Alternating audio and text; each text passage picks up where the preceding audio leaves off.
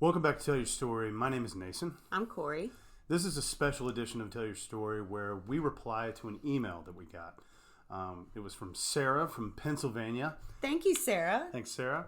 So we're excited to talk to you about some of the things she talked about. We are motivated to title this video, How to Approach an Addicted Loved One or Family Member.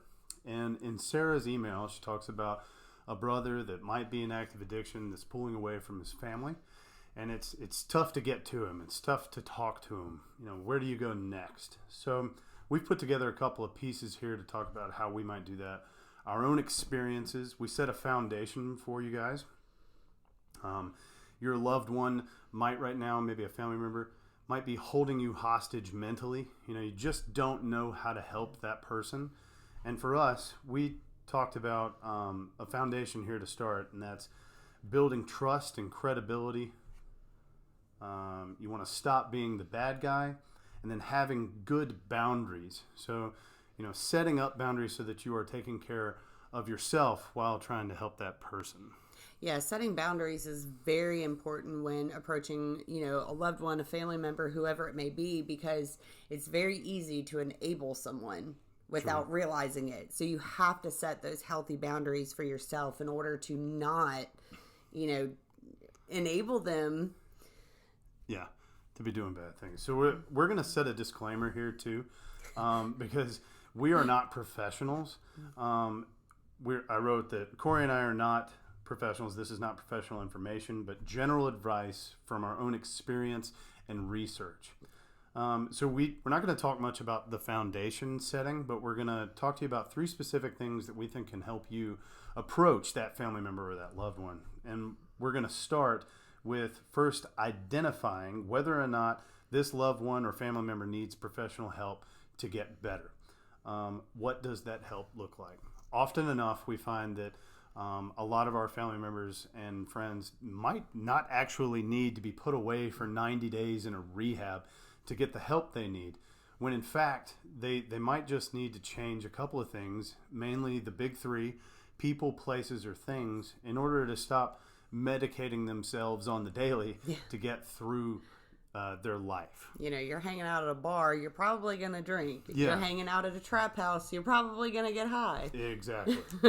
So, let's see. Most people and family members assume that that's what somebody would need to be sent away.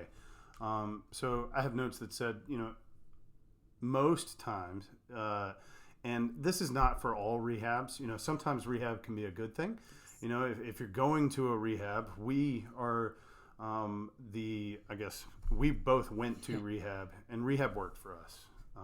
My 90 days changed my life, and I've been sober ever since. And sometimes rehab can be a relief to family or friends because they know at least that person is somewhere where they can't get high or drunk. But in any case, if this person can learn to get sober in their own environment, I would go for that first. Yeah, and also, a lot of people don't realize that mental issues go hand in hand with addiction. And if someone is struggling with depression or anxiety or, even as far as like bipolar or schizophrenia, and they haven't been diagnosed clinically, they're self-medicating. So if you seek out treatment for those mental issues, then, a lot of times those drug and alcohol issues will abate themselves. Sure. And we want to give you a couple of options. If you're looking for local help, you can find that in peer support specialists, regular counseling, community groups, and even church programs. If you're a faith-based person, often enough a church will have programs dedicated to people that are through an addiction. Therapy works. Absolutely, yeah. Treatment centers are usually seen as 3 different things. And one might be a last resort. The other might be because of the law. Maybe this person doesn't have a choice and they have to go. And then the third reason would be because that person reached out. The 2 of us are 2 of those things. What yours? Yeah, mine was an ultimatum. It was either get committed to the state psychiatric hospital, which no, thank you. Get put out, and I had nowhere else to go, or go to rehab. And at that point, I was just so tired of living the way that I was living that I was like, okay, I'll take rehab. I'll get this. I'll try. Mine was I reached out, so I asked for this. I asked my dad if I could get some help, and he said, we got a therapist. And I was like, no, I need more. So they sent me into a 90-day rehab. If you have a family that is reaching out and asking for that kind of help, go ahead and give it to them, because it might mean that that's the kind of help that that person needs. So the second point that we have is that if you have an addicted loved one, they may not stay stable long enough to be able to do a lot of that research for finding different options for the help that they may need. So it may be that you need to be doing that in the background. And that may be a hassle for you, but here on this channel, we talk about what works, not what's easy. And we want you to be the one to do that extra research. Yeah. You need to be getting on the phone for 30 minutes a day and making calls to people that can help you find which direction and which path to take. A simple Google search will prove to be a lot of help in the future if you're trying to find that person the right path to get the help that they need. The last point we want to talk about is leveraging. So incentive never hurt anyone.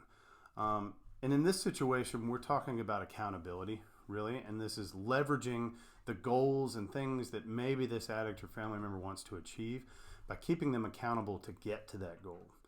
So in this case, maybe this person or this family member or loved one approaches you and says, hey, I really need some money to help get a bill paid, or I would like to go back to school.